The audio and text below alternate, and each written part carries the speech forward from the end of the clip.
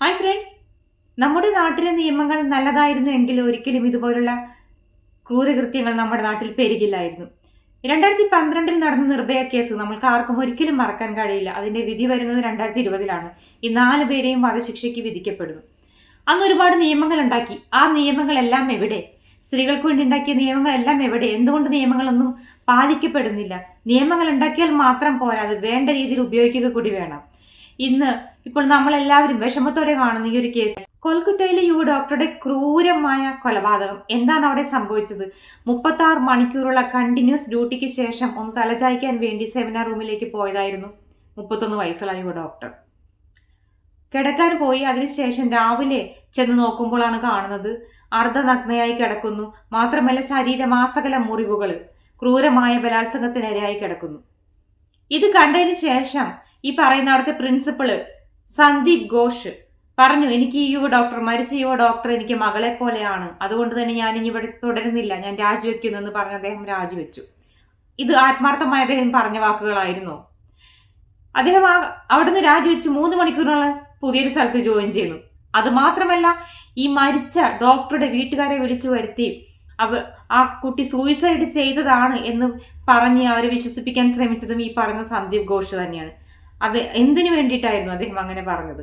മാത്രമല്ല, ഇതൊരു സൈക്കോ ഡോക്ടറാണ്, സ്വന്തമായി ശരീരത്തിൽ മുറിവുകൾ ഉണ്ടാക്കി ആത്മഹത്യ ചെയ്തതാണ് എന്ന് വരെ വരുത്തി തീർക്കാൻ അവർ ആദ്യം ശ്രമിച്ചിരുന്നു.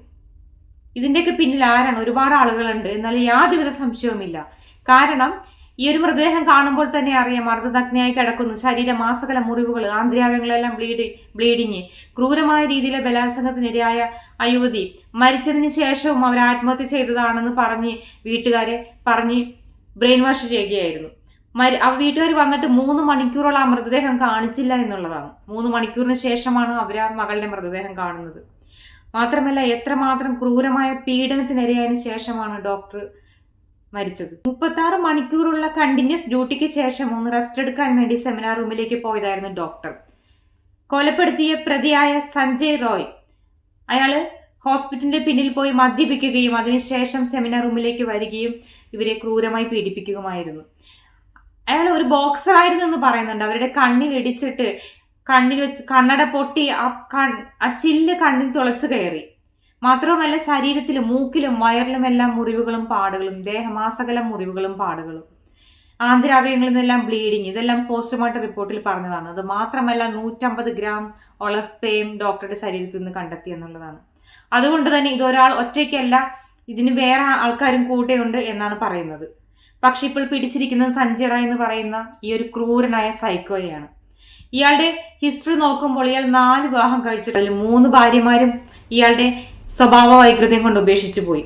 4ാമത്തെ ഭാര്യ ക്യാൻസർ വന്ന് മരിച്ചു. ഇയാൾ അമിതമായി മദ്യപിക്കുകയും ഫോൺ വീഡിയോസ് കാണുകയും ചെയ്യുമെന്നാണ് പോലീസിന്റെ റിപ്പോർട്ട്.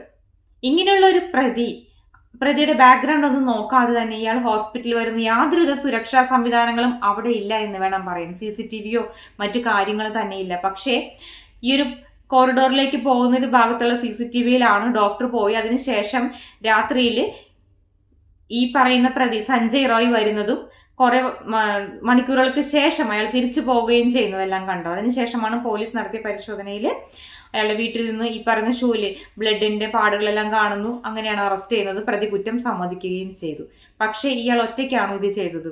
ഇതൊരു കൂട്ടബലാത്സംഗമാണ് എന്ന് പറയുന്നത്. കാരണം ശരീരത്തിലുള്ള പല രീതിയിലുള്ള മുറിവുകളും എല്ലാം കൊണ്ട് തന്നെ ഇതൊരാൾ ഒറ്റയ്ക്ക് ചെയ്തതല്ല എന്നും പറയുന്നു. പക്ഷേ ഇന്ന് പ്രതിയായി പിടിച്ചിരിക്കുന്നത് ഒരേ ഒരാൾ മാത്രം, സഞ്ജയ് റോയ്. ക്രൂരമായ ഒരു ബലാത്സംഗത്തിനിടയായിട്ടുണ്ടെന്ന് ഒറ്റ നോട്ടത്തിൽ തന്നെ മനസ്സിലാകും. എന്നിട്ടും അവരുടെ വീട്ടുകാരോട് എന്തിന് സൂയിസൈഡ് ചെയ്തെന്ന് പറഞ്ഞ് 3 മണിക്കൂറോളം അവരവിടെ പിടിച്ചു നിർത്തി. 3 മണിക്കൂറിന് ശേഷമാണ് ഈ ഡോക്ടറുടെ മൃതദേഹം കാണാൻ വീട്ടുകാരെ പോലും അനുവദിച്ചത്. ഇതിലേക്കെല്ലാം ഒരുപാട് ദുരൂഹതകളുണ്ട്. അത് മാത്രമല്ല, ഈ പറയുന്ന സെമിനാർ ഹാള് ഈ മരണത്തിന്, ഈ കൊലപാതകത്തിന് ശേഷം, മരണം എന്ന് പറയാൻ പറ്റില്ല, ഈ കൊലപാതകത്തിന് ശേഷം അവര് അവിടുത്തെ ഭിത്തി ഇടിച്ചു നിരത്തി എന്നുള്ളതാണ്. അതായത് തെളിവുകൾ നശിപ്പിക്കാൻ വേണ്ടി ആ ഹോസ്പിറ്റലുകാർ ശ്രമിച്ചിരുന്നു എന്നതിൽ യാതൊരുവിധ സംശയമില്ല. ആരെയൊക്കെ രക്ഷിക്കാൻ വേണ്ടി എന്തൊക്കെ ഗൂഢാലോചനകളുടെ ഭാഗമായിട്ടുള്ള കാര്യങ്ങളാണ് അവിടെ നടന്നുകൊണ്ടിരിക്കുന്നത്. എന്താണ് ഡോക്ടർ ചെയ്ത തെറ്റ്? അവരെന്താണ് ചെയ്തത്? 36 മണിക്കൂറുള്ള ഡ്യൂട്ടിക്ക് ശേഷം ഒന്ന് തലചായ്ക്കാൻ വേണ്ടി സെമിനാർ ഹാളിലേക്ക് പോയതാണ് അവർ ചെയ്ത തെറ്റ്. അതും ആളുകൾ വിമർശിക്കുന്നുണ്ട്. എന്തിനാണ് രാത്രി ആ സമയത്ത് അവരവിടെ പോയതെന്ന്?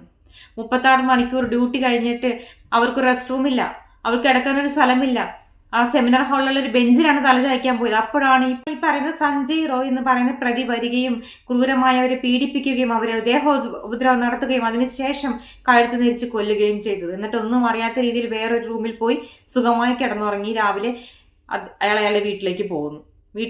ഇതൊക്കെ കാണുമ്പോൾ അവിടെ ഒരു ജോലി സ്ഥലത്ത് പോലും സ്ത്രീകൾ സുരക്ഷിതരല്ല എന്ന് വേണം പറയാൻ. നമുക്ക് ഇന്ത്യക്ക് സ്വാതന്ത്ര്യം കിട്ടിയെന്ന് പറഞ്ഞിട്ട് പോലും ഇന്നും ജോലി സ്ഥലത്ത് ഒരു സ്ത്രീക്ക് സുരക്ഷിതമായി ജോലി ചെയ്യാൻ പറ്റുന്നില്ല. അതും ആളുകളുടെ ജീവൻ രക്ഷിക്കുന്ന ഒരു ഡോക്ടർ. ഇത് ഡോക്ടർ, നേഴ്സ് ആ ഒരു വിഷയമല്ല. പക്ഷേ നമ്മളൊരു കാര്യം മനസ്സിലാക്കേണ്ടത്, ഒരു സ്ത്രീ ഒരിക്കലും സുരക്ഷിതരല്ല. രാത്രി പുറത്തേക്കൂടി ഇറങ്ങി നടന്നൊരു പെണ്ണിനാണ് ഇത് വന്നെങ്കിൽ പലരും ചോദിക്കും എന്തിനാ അവൾ രാത്രി പുറത്തിറങ്ങി എന്ന് ചോദിക്കില്ലേ? പല ആളുകളും ചോദിക്കും അസമയത്ത് എന്തിനാ ഇറങ്ങി നടന്നു എന്ന്. ഇത് ഈ ഡോക്ടർ 36 മണിക്കൂർ ഡ്യൂട്ടിയും കഴിഞ്ഞ് അവിടെ കിടക്കാൻ പോയി അതുപോലും ചോദിക്കുന്നു ആ സമയത്ത് എന്തിനാണ് അവിടെ സെമിനാർ ഹാളിൽ പോയതെന്ന്. അതും ഡിപ്പാർട്ട്മെന്റിന്റെ അകത്തുള്ളൊരു സെമിനാർ ഹാൾ. അവിടെ പോലും ഒരു സ്ത്രീ സുരക്ഷിതയല്ല. ഇതിന്റെ എല്ലാം ഉത്തരവാദിത്വം നമ്മുടെ നിയമങ്ങളാണ്, നമ്മുടെ നിയമവ്യവസ്ഥയാണ്. കാരണം എല്ലാ പ്രതികൾക്കും രാഷ്ട്രീയ ബലമോ പണമോ സ്വാധീനമോ എന്തെങ്കിലും ഉണ്ടെങ്കിൽ തീർച്ചയായിട്ടും കേസിൽ നിന്നെല്ലാം സിമ്പിളായിട്ട് ഊരിപ്പോരാം.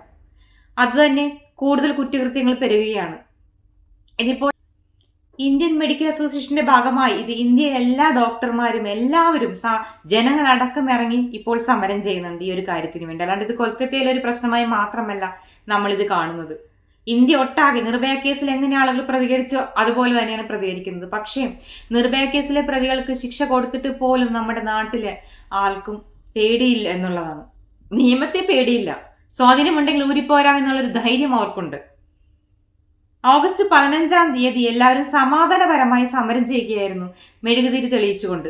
ആ സമരത്തിലേക്ക് കുറച്ച് ആൾക്കാർ കയറി വരുന്നു. അപ്പോൾ ഈ ഡോക്ടർമാരെല്ലാവരും വിചാരിച്ചത് അവരും ഈ ഒരു പ്രതിഷേധത്തിൽ പങ്കെടുക്കാൻ വന്ന ആളുകളാണെന്നാണ്. ഈ അറസ്റ്റിലായ പ്രതി തൃണമൂൽ കോൺഗ്രസിന്റെ ആളാണെന്ന് പറയുന്നു. അങ്ങനെ കുറെ ആളുകൾ കയറി വരുന്നു. അവസാനം കുറച്ച് സമയങ്ങൾക്കുള്ളിൽ അവർ ആ ഹോസ്പിറ്റലിൽ ആക്രമിക്കുകയാണ്. ആക്രമിക്കുക എന്ന് പറഞ്ഞാൽ അവരുടെ ഉദ്ദേശം ആ തെളിവുകൾ നശിപ്പിക്കുക എന്നുള്ള രീതിയിൽ അവർ ആ ഹോസ്പിറ്റൽ അടിച്ച് തകർക്കുകയാണ്. ഈ സമരത്തിലുണ്ടായിരുന്ന ഡോക്ടർമാരും അവിടെ നിന്ന് പോലീസുകാരും എല്ലാവരും ചിതറിയോടി. അത്രമാത്രം അക്രമമാണ് അവരവിടെ അഴിച്ചുവിട്ടത്. അപ്പോൾ അതുകൊണ്ട് തന്നെ രണ്ട് രീതിയിൽ സംസാരിക്കുന്നുണ്ട്. ഒന്ന് പറയുന്നത് ഈ പ്രതിയായി പിടിച്ച ആളുടെ പാർട്ടിയിലെ ആൾക്കാർ, തൃണമൂൽ കോൺഗ്രസിന്റെ ആൾക്കാരാണത് ചെയ്തത് എന്ന് ഒരു ഭാഗം പറയുന്നു. മറ്റൊരു ഭാഗം പറയുന്നു ഇത് തൃണമൂൽ കോൺഗ്രസിനെതിരെ ഉള്ള വേറെ പാർട്ടിക്കാര് അവരാണെന്ന് വരുത്തി തീർക്കാൻ വേണ്ടി ചെയ്തതാണെന്ന് പറയുന്നത്. പക്ഷെ എന്ത് തന്നെയാണെങ്കിലും സത്യം പുറത്തു വരട്ടെ. ഈ കേസ് നല്ല രീതിയിൽ തന്നെ അന്വേഷിച്ച് ഇതിലുള്ള പ്രതി ഒരാളാണെങ്കിലും ഇനി കൂട്ടുപ്രതികളുണ്ടെങ്കിലും സത്യം പുറത്തു വരണം. മാത്രമല്ല അവരെ ഒരുപാട് നാളിങ്ങനെ ജയിലിലിട്ട് തിന്നും സുഖിപ്പിക്കാൻ സമ്മതിക്കരുത്. അവർക്ക് ശിക്ഷ, ഈ ഒരു കേസിന്റെ ഇത് മാഞ്ഞു പോകുന്നതിന് മുമ്പ് തന്നെ അവർക്ക് കടുത്ത ശിക്ഷ തന്നെ കൊടുക്കണം. എത്ര മാക്സിമം കടുത്ത ശിക്ഷ കൊടുക്കാൻ പറ്റും മാക്സിമം ഉള്ള ശിക്ഷ തന്നെ കൊടുക്കണം. കാരണം നമ്മുടെ നാട്ടിലെ ശിക്ഷകൾ പലർക്കും അനുകൂലമായ രീതിയിലാണ് വരുന്നത്. അതുകൊണ്ട് തന്നെയാണ് കുറ്റകൃത്യങ്ങൾ പെരുകിക്കൊണ്ടിരിക്കുന്നത്. നല്ലൊരു നിയമം വന്നാൽ ഈ ഒരു കുറ്റം ഒന്നുമില്ലാതാവുന്നില്ല എന്ന് ഞാൻ പറയില്ല. പക്ഷേ ഇതിലൊരു അറുതി വരുത്താൻ കഴിയും, അത് തീർച്ചയാണ്. കാരണം അത്രമാത്രം കുറ്റങ്ങൾ ഇവിടെ നമ്മൾക്കറിയാം. സൗമ്യ കൊലക്കേസില് സുഖമായി ജയിലിൽ കഴിയുന്നു, ഒരു പ്രശ്നമില്ല.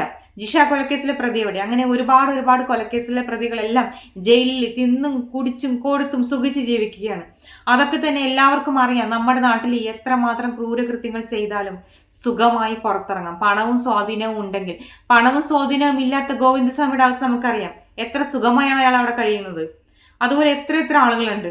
ഇതെല്ലാം ഒരു പാഠമാണ്, മറ്റുള്ള ആൾക്കാർക്കും കുറ്റകൃത്യം ചെയ്യാനുള്ളൊരു ധൈര്യമാണ്.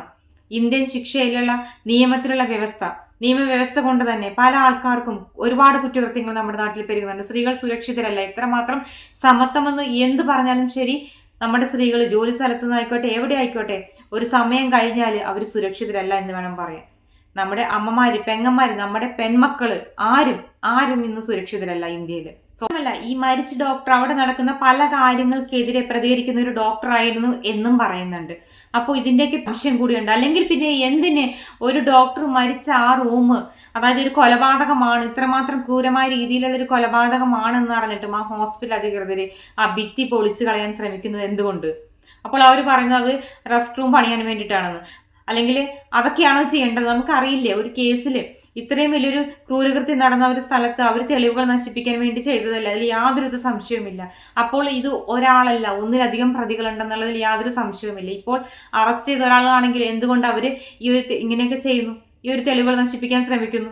അതുകൊണ്ട് തന്നെ ഇതിന്റെ പിന്നിലുള്ള എല്ലാവരെയും കണ്ടെത്തണം. എല്ലാവരെയും കണ്ടെത്തുന്നതുവരെ എല്ലാവരും ഇപ്പോൾ ഇന്ത്യ ഒട്ടാകെ ഈ ഒരു പ്രതിഷേധം ആളിക്കത്തുകയാണ്. ഈ സമയത്ത് തന്നെ എല്ലാവരും ശക്തമായി പ്രതികരിക്കണം. ഇന്ത്യൻ മെഡിക്കൽ അസോസിയേഷന്റെ ഭാഗമായി ഇപ്പൊ എല്ലാവരും പ്രതിഷേധവും സമരങ്ങളും എല്ലാം നടത്തുന്നുണ്ട്.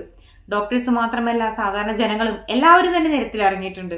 ഇതിനൊരു തീരുമാനം എത്രയും പെട്ടെന്ന് തന്നെ ഉണ്ടാവട്ടെ. ഇതിന്റെ പിന്നിലെ മറ്റാരെങ്കിലും ഒക്കെ ഉണ്ടെങ്കിൽ തീർച്ചയായിട്ടും എല്ലാവരെയും നിയമത്തിൽ മുമ്പിൽ കൊണ്ടുവരണം എന്ന് മാത്രമല്ല, ഈ ഹോസ്പിറ്റലുകാർ ചെയ്ത ഇതിന്റെ പിന്നിൽ വലിയൊരു ഗൂഢാലോചന തന്നെ നടന്നിട്ടുണ്ട് എന്നുള്ളതിൽ യാതൊരുവിധ സംശയവുമില്ല. അതുകൊണ്ട് തന്നെ എല്ലാ പ്രതികളെയും ഈ ഡോക്ടർ പ്രത്യേകിച്ച് അവിടെ നടക്കുന്ന ഓരോ കാര്യങ്ങൾക്കെതിരെ പ്രതികരിക്കുന്ന ഒരു ഡോക്ടർ ആയതുകൊണ്ട് തന്നെ അതിന്റെ പിന്നിലുള്ള എല്ലാവരെയും നിയമത്തിന് മുമ്പിൽ കൊണ്ടുവരണം. അവർക്ക് മാക്സിമം ശിക്ഷ കൊടുക്കണം. ഇതും മരിച്ച ഡോക്ടർക്ക് നീതി കിട്ടണം, അവരുടെ കുടുംബത്തിന് നീതി കിട്ടണം. അവരുടെ ആ ഒരു വിഷമത്തിൽ ഞാൻ പങ്കുചേരുന്നു എന്നല്ലാതെ എനിക്കൊന്നും പറയാനില്ല. പക്ഷെ ഒരുപാട് വിഷമമുണ്ട്. നമ്മുടെ ഇന്ത്യയിൽ, നമ്മുടെ സ്വാതന്ത്ര്യം കിട്ടിയ ഇന്ത്യയിൽ ഇന്നും സ്ത്രീകൾ സുരക്ഷിതരല്ല. സ്ത്രീകൾക്ക് വേണ്ടി ഒരു നിയമമില്ല. നിയമങ്ങളുണ്ട്, പക്ഷെ അതൊന്നും വേണ്ട രീതിയിൽ ഉപയോഗിക്കുന്നില്ലല്ലോ എന്നോർത്ത് വളരെയധികം വിഷമമുണ്ട്.